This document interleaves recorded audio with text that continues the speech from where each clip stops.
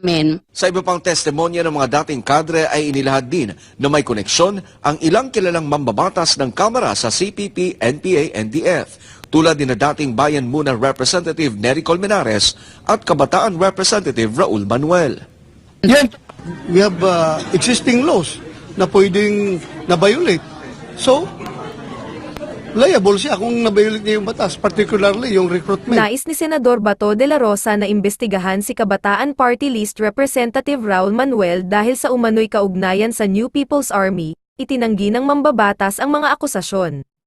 Talagang tuwang-tuwa siya na imbestigahan ako ng ICC, tingnan natin ngayon ikaw ang imbestigahan ko, De La Rosa said during a Senate hearing into Resolution Number 863, which tackles the continuous radicalization and recruitment of students in educational institutions to the local communist terrorist groups, such as the Communist Party of the Philippines, New People's Army, National Democratic Front, CFP, NPA, NCF. Ayon kay De La Rosa, iginiit ng mga dating rebelde na kinukuha ni Manuel ang mga kabataan na sumapi sa NPA, lalo na ang mga estudyante, at bumisita pa sa mga kampo para patunayan ang pagiging miyembro nito sa kanyang mga recruit. Former membership of CPP is not a crime. Pero yung pag-recruit ng mga bata na naging miyembro ng NPA, but recruitment of youth into the NPA, that is a crime. Dineclare ng former rebels na nagre-recruit siya for NPA, he senator said. Kung mapatunayang totoo sinabi ni De La Rosa na mananagot si Manuel sa paglabag sa mga umiiral na batas, partikular sa Anti-Terrorism Act. Ito ang aalamin natin sa video na ito. Kung bago ka lang sa aking YouTube channel baka pwede makahingi ng like at subscribe at click mo na rin ang notification bell para updated ka sa aking nilalabas na bagong video. Salamat po. Malinaw po ang binabanggit ni Ka Steve na si Raul Manuel ay recruiter ng NPA, hindi lamang sa Isla ng Panay, sapagkat dito din pati sa national bilang student regent pala ito ng UP system, Ma'am Lorraine, Miss Inat Brother Franco. Pumunta pa ng Mindanao para pumasok sa NPA area. At kasama siya ni Kate Raca sa pagre-recruit dahil si Kate Raca ay naging student council officer sa College of Education sa UP Diliman. Si Raul Manuel galing ito sa UP Visayas. At mga kababayan, ang tawag sa kanya ni Kate Raca may workmate. At si Kate Raca ay leader ng NPA sa Provincial Committee ng Palawan, CPP, NPA, NDF at captured in battlefront yan. 2 beses yan na muntik ng mamatay sa aktual na labanan at kasama na namatay ang anak ni Ka Roger at si RJ Manalo ng Gabriela Youth UP Los Baños sa isang enkwentro na nakasurvive siya. Siya ang nagsasabi na si Raul Manuel recruiter ng kabataan sa CPP, NPA, NDF. All of these revelations, mga kababayan, sa loob ng Senado. Ano pang ginagawa ng House of Representatives? Bakit inuuna nyo ang mga walang katuturan na pagbebenta ng ating bansa at soberanya, mga resolusyon sa ICC, mga resolusyon na paimbestiga ng SMNI? Ito ang imbestigahan ninyo sa House Committee on Ethics and House Committee on Rules. Bakit nandyan pa si Raul Manuel? At ang mga kasamahan niya na konfirmado na nagre-recruit, nagpupundo at konektado sa teroristang gawain ng CPP, NPA, NDF, and yet they're given the privileges to have funds, power, resources, alliances, and platform to attack the government from inside the government. What is happening with this government? Speaker Martin Romualdez o Congressman JG Suarez, mag-privilege speech ka at i-challenge mo itong mga colleagues mo. Tama. Na kanilang harapin at sagutin itong revelations of direct testimonial revelations sa loob ng Senado right before the nation and the world. Ma'am Lorraine, Miss Ina, and Brother Franco. I think that's a big ask, Eric. No? Kasi what we're seeing right now is the collusion of the Speaker of the House with members of the CPP, NPA, NDF, and that opened the doors to the peace talks, to all of this. No? This is not peace talks, terrorist talks, to the terrorist talks that we never thought would have happened. No? Sa madaling salita, hanggang dyan na lang yan muna siguro sa Senado kasi nakikita naman natin na ibang klase ang Kongreso ngayon. But syempre, we hold faith pa rin with other members of Congress. I know a lot of them there and my faith is unwavering with them na totoong may pagmamahal sila sa bayan. Pero ngayon, nakita natin no na parang kompletong-kompleto yung pagbibilog ng ulo ng Speaker of the House nitong si Raul Manuel, Franz Castro at Arlene Brosas Yes. na mga operatiba ng CPP. Who were the other Resource persons? Yes, resource persons. It was Noel was Noel there, Legaspi, Legaspi. Ivy Corpin, Yeah. Alma Gabin, Kate Raka, Wow. Mariket, Daniel Kaunay, I think Castillo was nandun. Oh. Yeah. Tito, Daniel Castillo was Yeah. there. And many more na naka-standby lang, Ma'am Lorraine. Yeah. Lahat po. Recruitment. Mothers. Oo. Also, Mothers, please. Ma'am, si Ma'am Mary Therese, si Luisa Espina nandun. At pati ang yakap ng magulang sa labas ng House of Senado Our nandun, Children, sinama yes. si Isay Lucena. So ano pa po ang tanong ni Ma'am Lorraine sa inyo?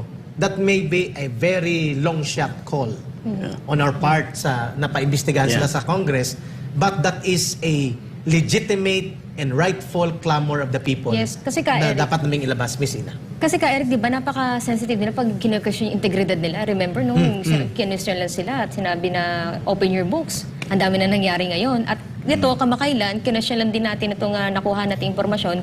Eric, ngayon, gusto na silipin ng prangkisa ng SMNI.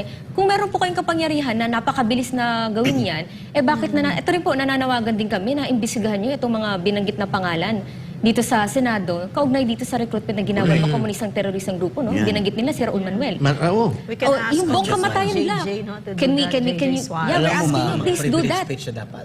Alam mo ma'am, itong si Suarez, ito'y tinignan ko kung sino ba tong si Kong Suarez na para bang kung magsalita ay Napaka-righteous. napakalinis, Napaka-righteous. maputi pa sa bulak. Alam mo kung ano nakita ko, kung pwede nating i-flash. Saan? Ang iilan sa, na-search ko lang naman to. Okay, Ano nagtatanong lang kung totoo No. ba. Sige, tanongin Ang natin siya. lumabas sa internet. Sige, Frank. Kung sino si JJ Suarez. Go. Ito, nabasa ko kung sino. Mga kababayan, milyong-milyong mga Pilipino, para malaman nyo po ang background. Ang nagpa-imbestiga mag-search sa po. SMNI, Oo. Mag-search po kayo kung sino po itong taong nagsasalitang ito. Ayan yan, si David Suarez. Siya yun. Yes. Lawmaker, 8 others Plunder? charges for fund misuse. Oh. Facing plunder? Oh yes, ma'am. Planderos. Ito yung nabasa ko lang naman. Oo. Ito yung lumalabas. Maliban dyan, meron pa. Philippine Star ito, Brother Franco. Yeah, Philippine Star And ito. 2020 ito. Correct. At pinaabutan tayo ng mga government official from Quezon Yes. Province na marami pa daw ito. We are going to investigate this also. Yes. At i-reveal natin dito. Tama, yung may isa pa, Frank. Meron Dalawa pa, yata meron to. pa. Paki-flash pa yung iba. 812 million misuse of fund ang akusasyon sa kanya. Sige, i-flash po natin sa ating playback. Ayan. Ayan, o, di ba? Ito, Quezon malinaw Solon, naman. Soke ng Oh, plunder oh. case. Ako po'y nagtatanong, Suke. Congressman, kung totoo po ba ito? Nakalabas na po Baka eh. kaya ganyan siya nasasaktan. Ako po'y nagtatanong ka, Eric Malinis, ito, baka ipatawag din ako eh. Sama tayo. Tayo nagtatanong lamang dahil ako po'y sibilyan na Yeah. gusto kong malaman At kung sino. media ka, journalist ka. Journal, mamamahayag tayo, Mamamahayag tayo. karapatan natin magtanong kung ano ang background ng taong na ito. Kasi ganito yan eh. Ang mababait, galit talaga sa masasama. Yun. Ang masasama, galit sa mababait.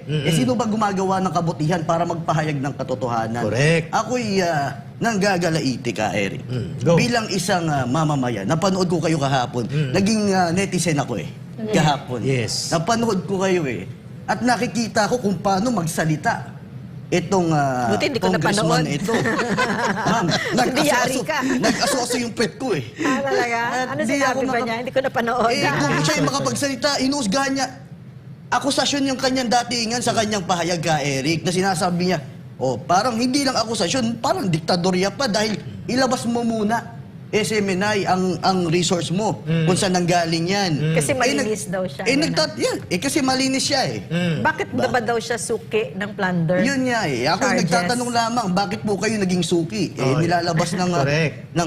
At, Kaya pala ang tawag sa kanya sa maraming mga mamamayan sa Quezon, si Congressman Suki. Congressman Suki. Kasi suki siya sa ombudsman ng mga complaints. Oy. Ngayon, Sa misuse of public Uy, sabi funds. niya pa, meron daw siyang dokumento kung magkano daw yung ito naman sa Yung travel Correct. fund. travel fund. Ah, di labas din. Alam mo, isa pa yun eh. Very Gusto good. kong bigyan din yun eh, ka Eric eh. Sige, parang- Nagsasabi ka na meron akong ilabas mo. Ilabas mo. Bakit hanggang ngayon? Hinihilot-hilot pa ba yan?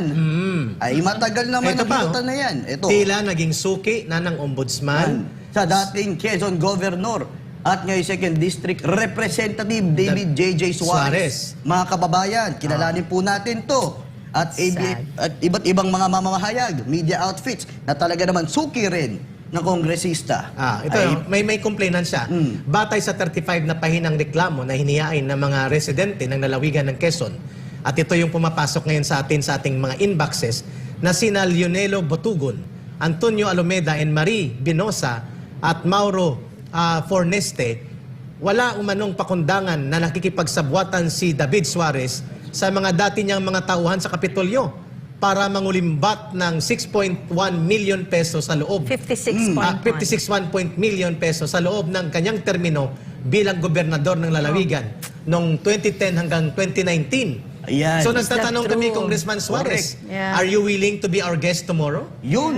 To Ayan. come over? Bukas ang ating tanggapan ka, Eric. Para O, ipaliwanag sagutin mo niyo po ito. yan. O. At dito mo kami tanungin. At dito mo ipakita sa amin ang sinasabing mong kami ay may fake Ito news pa at eh. nangiintriga tungkol sa pondo sa mga travel expenses ninyo ni Speaker Martin Romualdez. Di pumunta ka bukas. Frank, dagdagan mo please. Ito, bukod sa plunder, inasunto rin ng patong-patong na kasong malversation failure Oh my. to liquidate funds. Ang malversation ang kung sa Ilonggo ginpalapaw ang pundo o ginamit mo ang pundo sa hindi intended sa budget.